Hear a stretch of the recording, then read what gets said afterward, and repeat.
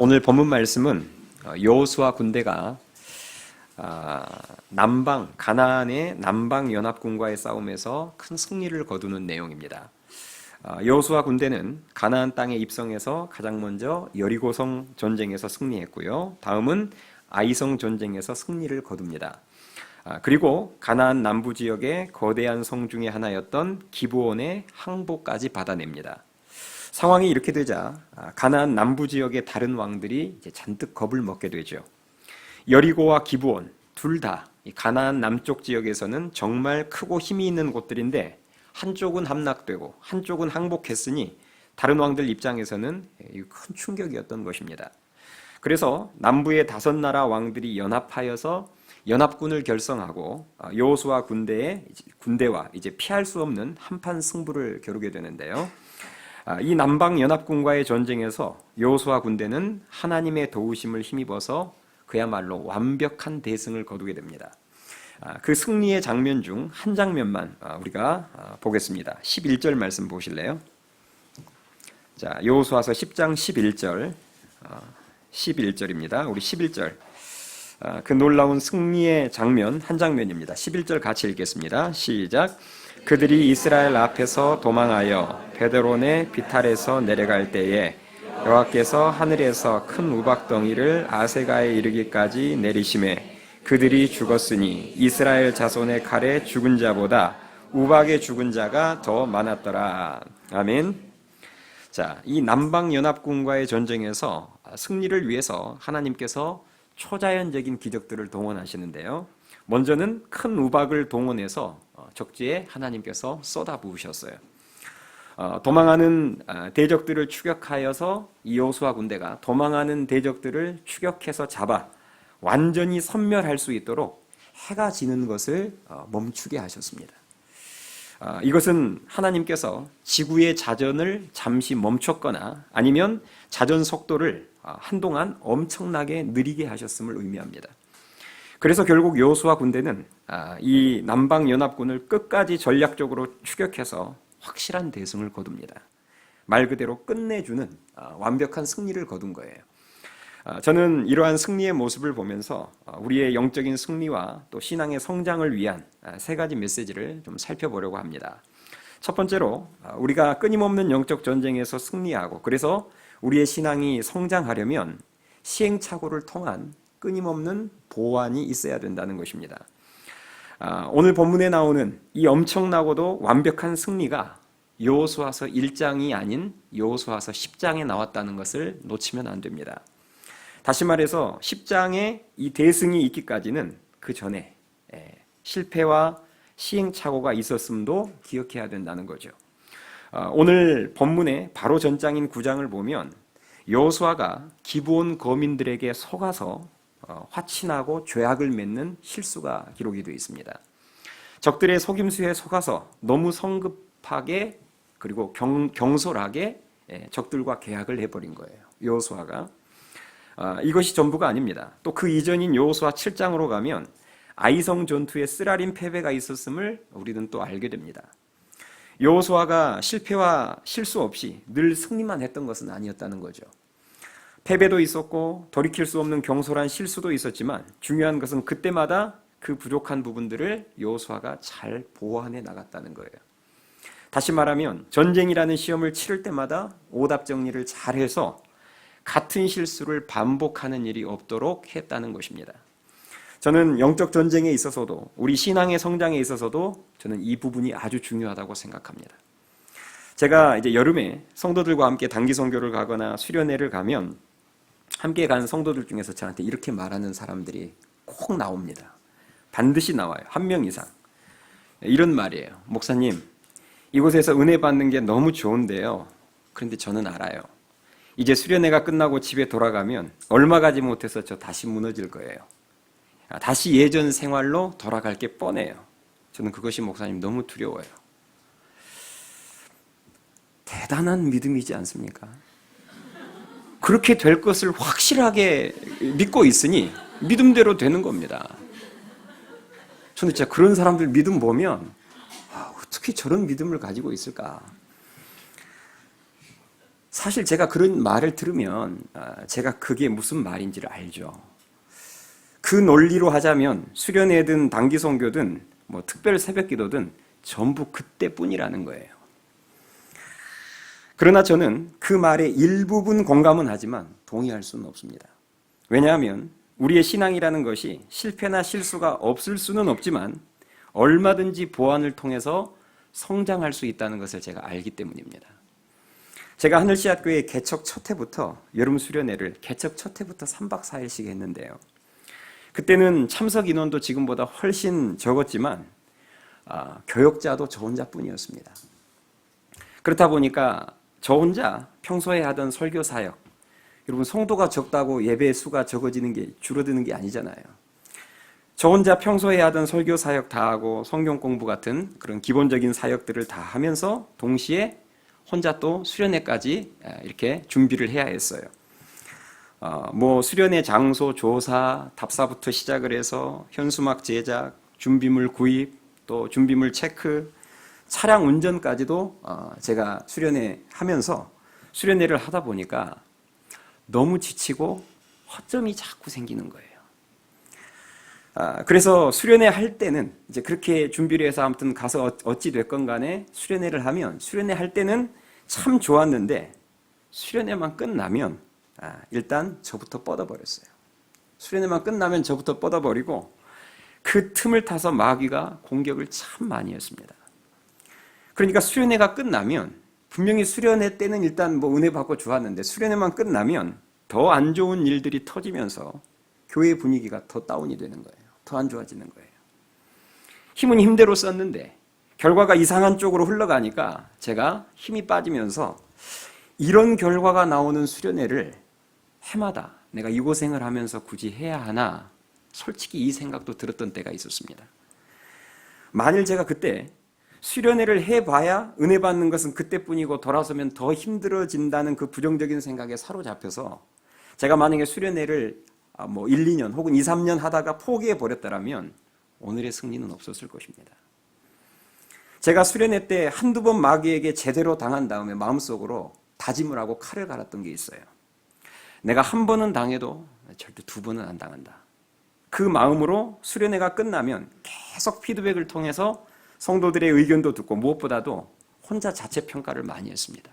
제가 성도들한테 피드백을 통해 듣기도 하고 교육자들하고도 피드백을 하지만 저 혼자 계속해서 자체 행사 끝나면 그것으로 제 머리는 가득 차 있는 거예요. 내가 어디서 패했는지, 패인은 뭔지, 그럼 어떤 부분을 뜯어 고쳐야 되는지, 어떤 변화를 줘야 되는지 계속해서 자체 평가를 통해서 문제점들을 기록해 놓고 보완해 나갔습니다. 무엇이 문제였으며 어떤 부분으로 마귀가 치고 들어왔는지, 이 부분에서 또 당하지 않으려면 어떤 변화와 준비가 필요한지 계속 생각하며 기도하며 보완했습니다. 단기 선교 같은 경우도 처음에는 제가 주일 사역을 밤 예배까지 다 인도하고 나서 월요일 새벽에 제가 출발을 했어요. 단기 선교, 해외 단기 선교를.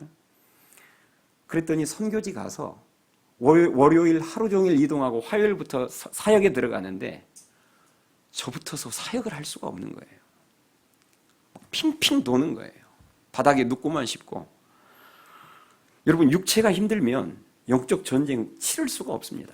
육체가 무너지면 영적으로도 같이 무너져요. 그래서 제가 다음 해부터 전략을 바꿨습니다. 무조건 주일 오후에 출발한다. 그래서 하루 전에 가서 방콕에서 하룻밤 푹 자고 다음날 출발하니까 다음 해부터 지도자인 저부터 컨디션이 달라지고 이제 승리 모드로 바뀌어가는 거예요. 또 이번 단기 선교 때는 출국 2주 전에 이렇게 주일밤 헌신 예배 때 제가 이번에는 단기 선교팀이 준비한 사역 프로그램을 이번에 일부러 다 시켰습니다. 예전에는 뭐 한두 개만 이렇게 선을 보이고 했는데 이번에는 김상현 목사님 그 짧은 설교까지 다 시켰어요. 풀 버전으로 시켰습니다. 그랬더니 준비 완성도도 높아지고 또 그 준비한 것 전부를 성도들이 보니까 제가 느끼기로는 성도들도 훨씬 더 마음이 가고 마음을 더 쏟으시더라고요. 더 기도해 주시고 더 후원해 주시고. 처음부터 저희들이 단기 선교 갈 때 사역할 때 릴레이 중보기도가 처음부터 있었던 게 아닙니다. 그것도 결국은 피드백하고 보완해서 만들어진 작품이에요. 갈 때마다 철저한 평가를 통해서 보완해 갔던 것들이 한두 가지가 아닙니다. 수련회도 마찬가지예요. 여러분들이 2019년 올해 경험한 여름 수련회 그 모습이 나오기까지 사실 수많은 시행착오와 보완이 있었습니다. 우리 교역자들이 더 잘 알죠. 수련회 갔다 온 이후로 마귀의 공격이 너무 거세서 어떻게 그것을 극복하고 이겨볼까 고민하다가 제가 생각해낸 게 가을 특별 새벽기도회를 당겨서 붙여버린 거예요. 원래 가을 특별 새벽기도 이렇게 빨리 하지 않았습니다.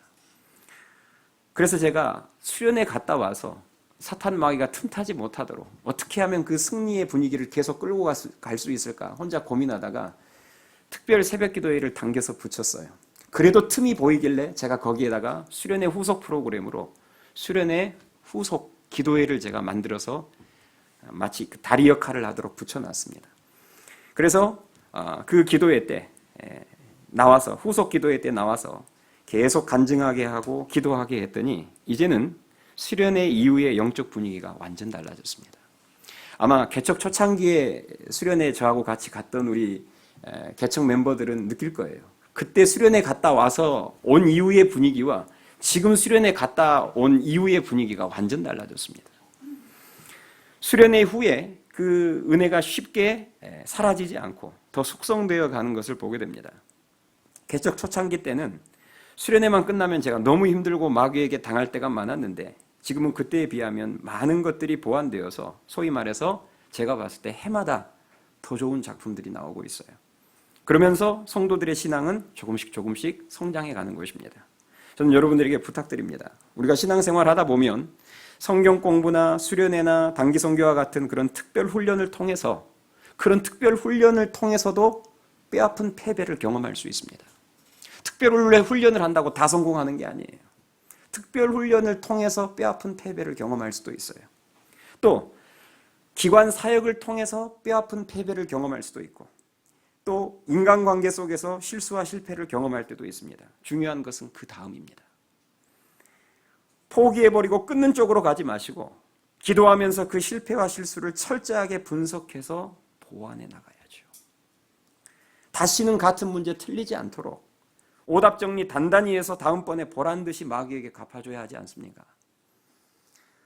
작년에는 수련회 끝나고 그 수련회 은혜의 약효가 한 주 만에 사라져버렸다면 올해는 왜 그랬는지 그것을 분석하고 보완해서 내년에는 은혜의 약효가 한 주가 아닌 3주, 한 달 가게 만들고 또 그 다음에는 또 보완해서 이제는 한 달이 아니라 2달 가게 만들고 3달, 4달 가게 만들고 계속 그렇게 보완해 가야 되는 거 아니에요? 그러면서 성장하는 거잖아요. 그런데 늘 실패하는 인생들은 자기가 경험했던 실패를 주위에 알리고만 다니지 왜 실패했는지 분석도 없고 보완도 없습니다. 틀림없어요. 실패하는 인생들은 항상 그래요. 자기가 당한 슬픔과 아픔을 떠버리고만 다니지 분석하지 않습니다. 보완을 하지 않아요. 그래서 늘 한두 번 해보다가 그냥 포기해버리는 거예요. 단기 선교 갔더니 마귀 공격이 너무 심하더라. 내 다시는 안 간다. 수련회 갔더니 그것도 다 그때뿐이더라. 내년에 안 갈 계획이다. 올해 사역을 했더니 알아주는 사람도 없고 내 삶만 더 힘들어지더라. 내년에는 나 절대 사역 안 할. 항상 결론이 그런 식으로 나요. 이렇게 되면 승리도 성장도 없습니다. 평생 그 수준을 못 벗어나는 거예요. 여러분 잊지 마세요. 여호수아도 완벽한 승리 이전에 쓰라린 실패와 실수가 먼저 있었습니다. 우리 교회도 지금의 모습이 있기까지 수많은 실패와 시행착오가 있었어요. 물론 아직도 보완해야 될 것이 훨씬 많지만 중요한 것은 힘들어도 포기하지 않고 계속 보완하면서 계속 도전하고 있다는 것입니다. 바라기는 실패와 실수 앞에서 절대 선한 싸움 여러분 포기하지 마시고 여호수아처럼 하나님과의 작전회의를 통해서 하나씩 보완해 가심으로 더 큰 승리를 경험하시고 계속해서 신앙의 성장을 경험하는 우리 모두가 될 수 있기를 주님의 이름으로 축원합니다. 두 번째로 우리가 끊임없는 영적 전쟁에서 승리하고 그래서 신앙이 성장하려면 영적 베이스 캠프가 중요하다는 것입니다.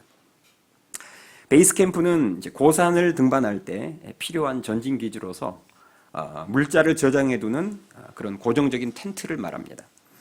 이 베이스 캠프에는 물, 음식, 잠자리, 또 필요한 산소, 이런 극한의 고도 지역에서 이 필요한 자원들이 모두 준비가 되어 있습니다.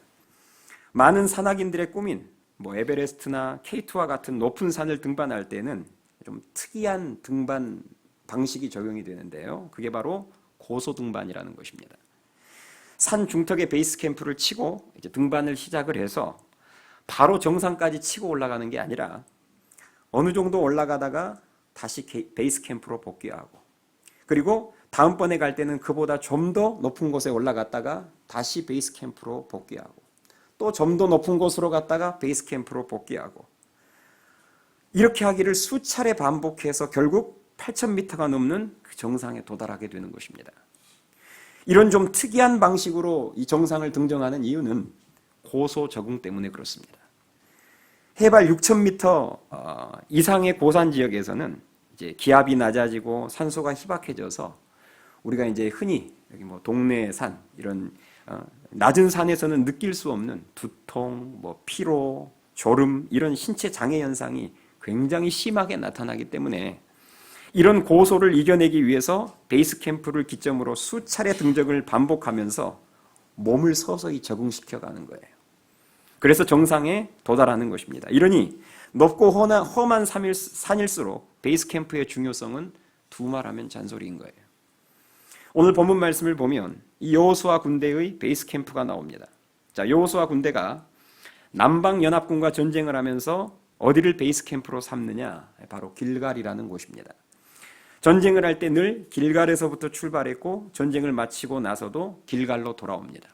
자, 여호수아서 10장 15절 말씀 한번 보세요. 15절 말씀에 보시면 여호수아가 온 이스라엘과 더불어 어디 진영으로 돌아왔다고 나오죠? 길갈 진영으로 돌아왔더라 이렇게 나오고요. 43절도 한번 보실래요? 자, 43절에 보시면 또 전쟁을 마치고 여호수아가 온 이스라엘과 더불어 길갈 진영으로 돌아왔더라 이렇게 기록이 되어 있습니다. 여러분, 이스라엘 백성들에게 있어서 이 길갈의 의미는 상당히 중요합니다.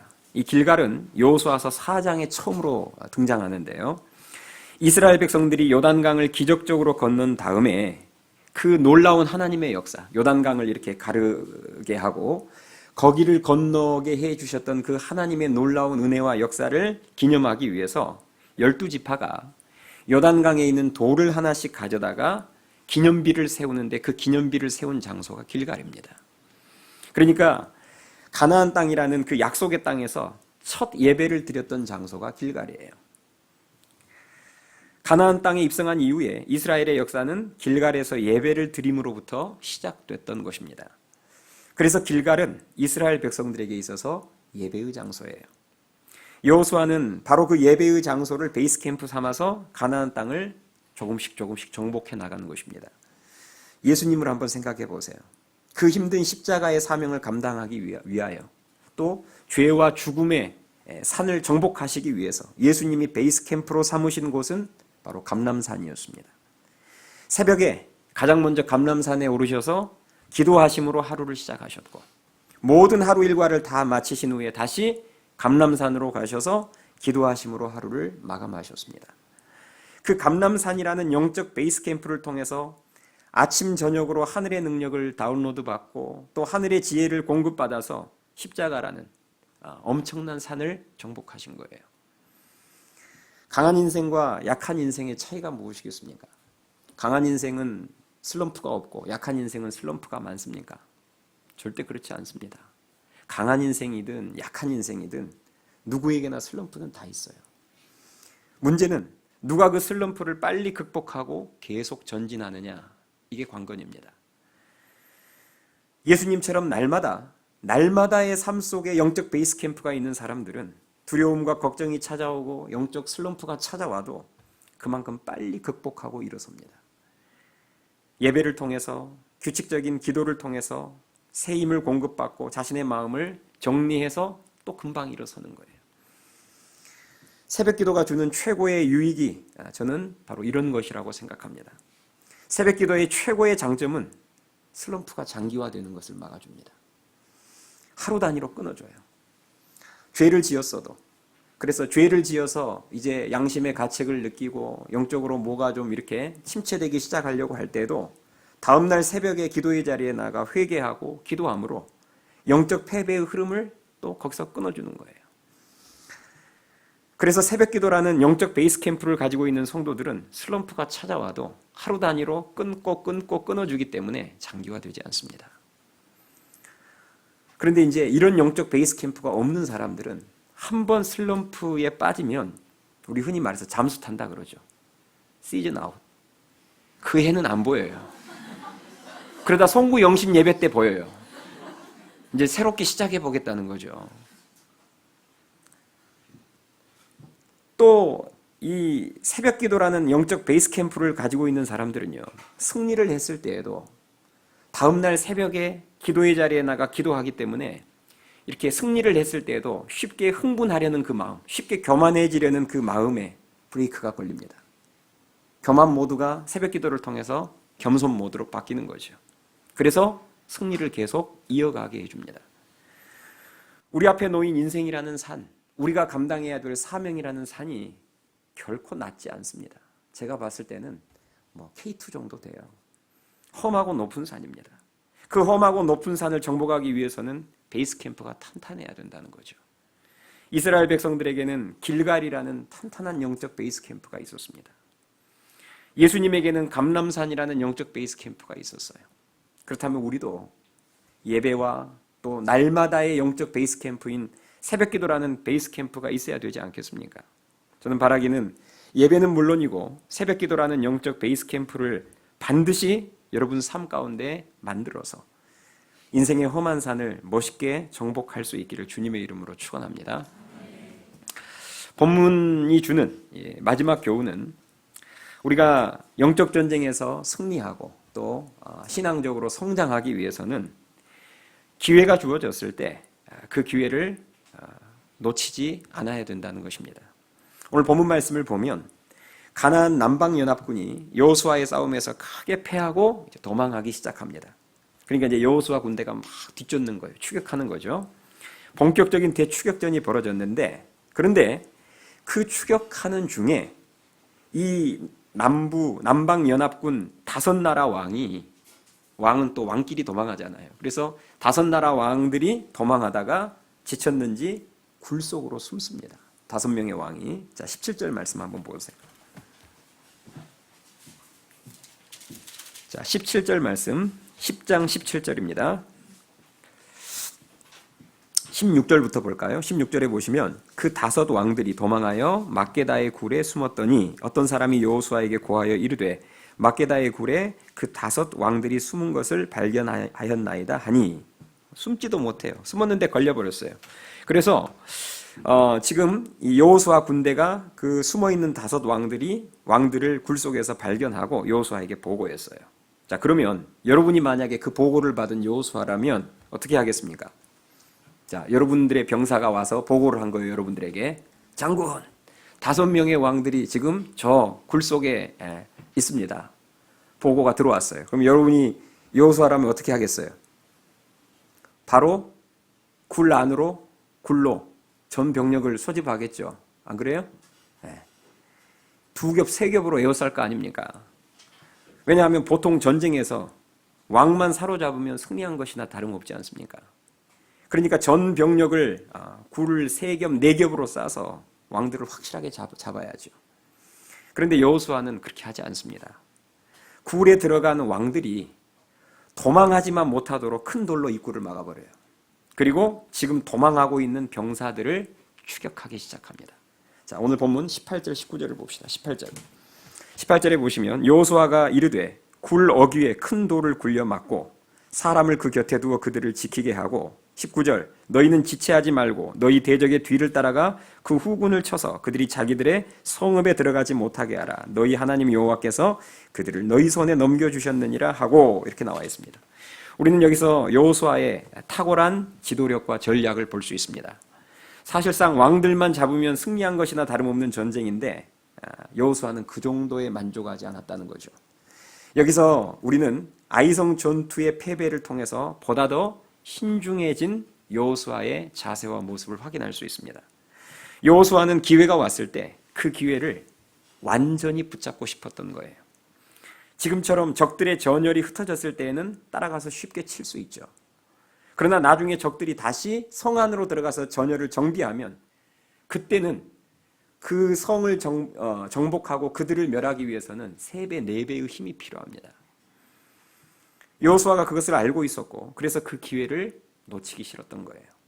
그래서 싸움의 우선순위를 굴 속에 있는 5왕에게 싸움의 우선순위를 둔 게 아니라 걔네들은 어차피 왕들은 다름질도 잘 못하고 일단 무조건 막아놓고 돌로 막아놓고 저 군사들을 남김없이 다 죽이라는 거죠.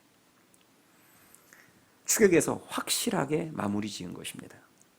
우리가 이렇게 사람들을 경험해 보면요, 상당히 큰 일도 쉽게 일을 해치우는 사람들이 있습니다.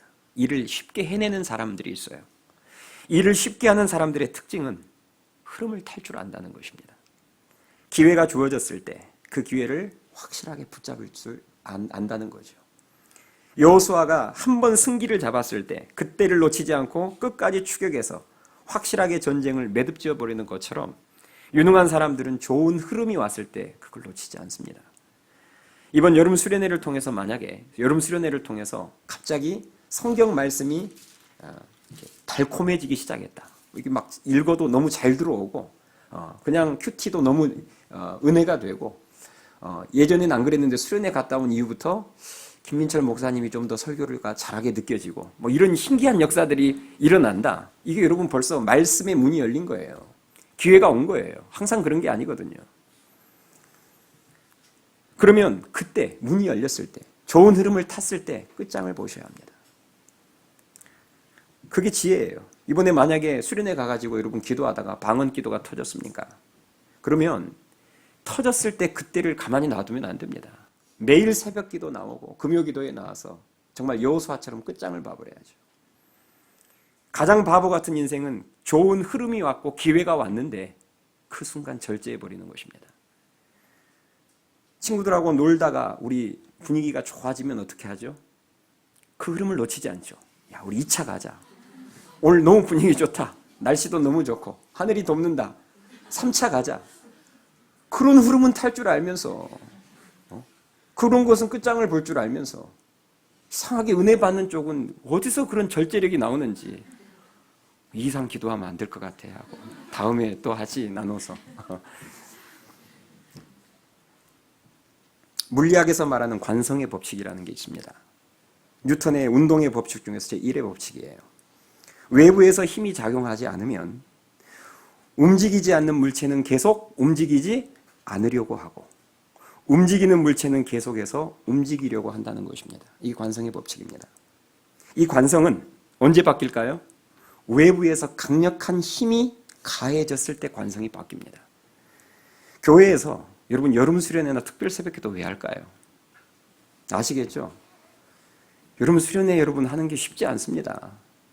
그런데도 하는 이유가 뭘까요? 3박 4일 동안 집중적인 예배의 힘을 가해서 정지되어 있는 신앙을, 잠들어 있는 신앙, 정지되어 있던 신앙을 3박 4일 동안 집중적으로 기도와 말씀을 쏟아부어서 관성을 바꿔놓으려고 하는 것이에요. 멈춰있던 것이 다시 움직이게 만드는 거예요. 그러므로 이런 특별 행사나 훈련을 통해서 만약에 여러분들의 마음이 조금이라도 움직이기 시작했다면 여호수아와 같은 자세로 그 관성을 놓치면 안 됩니다. 그것 때문에 지금 엄청난 힘을 가해서 3박 4일 동안 쏟아부었는데 그것 때문에 특별 새벽 기도를 하고 있는데 그걸 통해서 내 마음이 열리기 시작하고 움직이기 시작했다면 그 관성을 놓치면 안 되죠.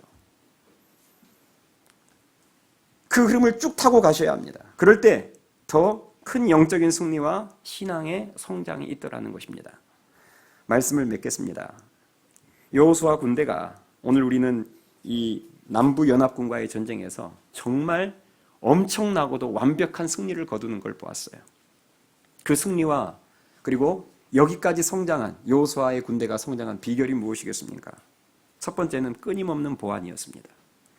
아까 말씀드렸던 것처럼 여호수아 군대도 이미 그 전에 쓰라린 실패가 있었고 치명적인 실수가 있었어요. 그런데 그때마다 계속해서 보완해 갔습니다. 2번 실수하지 않도록. 그래서 마침내 10장에 이르러서 이 완벽한 승리가 주어지는 것입니다. 우리도 마찬가지죠. 신앙생활을 하다가 어떤 실패와 또 실수가 있었을 때 제발 부탁인데 그 다음이 중요합니다. 포기하지 마세요. 내 이럴 줄 알았어 하고 거기에서 마침표를 찍어버리면 안 됩니다. 보완하셔야죠. 철저하게 하나님과 작전회의를 통해서 어디에서 무엇이 잘못돼서 이런 잘못된 결과가 나왔는지 치밀하게 분석해서 보완 또 보완하셔야 합니다. 그러다 보면 어느 순간 계속 승리하고 있는 자신의 모습을 발견하게 될 것입니다. 2번째로 탄탄한 영적 베이스 캠프를 만들어야 합니다. 여호수아 군대에게 길갈이라는 이 베이스 캠프가 있었던 것처럼 또 예수님에게는 감람산이라는 영적 베이스 캠프가 있었던 것처럼 우리도 마찬가지입니다. 지금 사실 이 주일 예배가 베이스 캠프예요.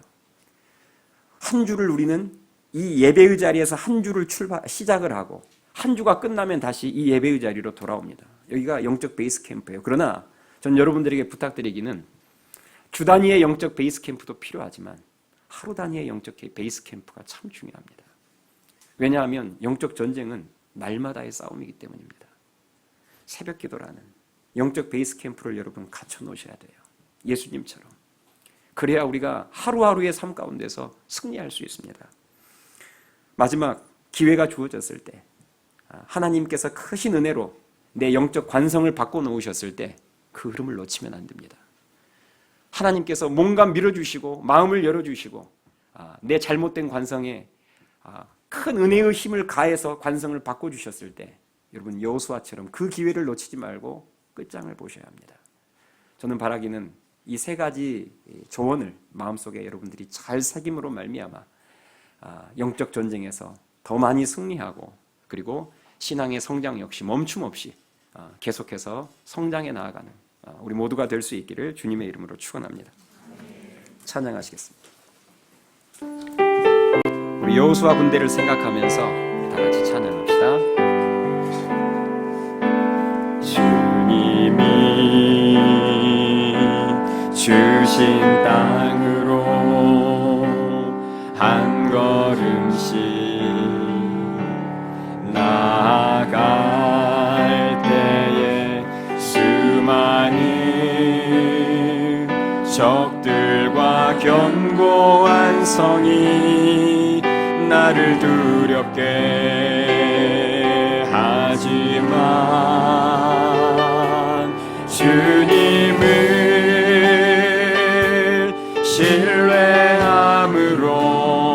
신뢰함으로 주님을 의지함으로 주님이 주시는 담대함으로 큰 소리 외치며 나아가네 이 산지를 내게 주소서 그날에 주께서 말씀하신 이제 내가 주님의 이름으로 그 땅을 취하리니 이 산지를 내게 주소서 그날에 주께서 말씀하신 이제 내가 주님의 이름으로 그 땅을 취하리니 처음부터 다시 고백합니다. 주님이 주신 땅으로 한 걸음씩 나갈 때에 나아간 수많은 적들과 견고한 성이 적들과 견고한 성이 나를 두렵게 하지만 주님을 신뢰함으로 주님을 의지함으로 주님이 주시는 담대함으로 큰 소리 외치며 나아가네. 이 산지를 내게 주소서. 그날에 주께서 말씀하신 이제 내가 주님의 이름으로 그 땅을 취하리니. 산지를 내게 주소서.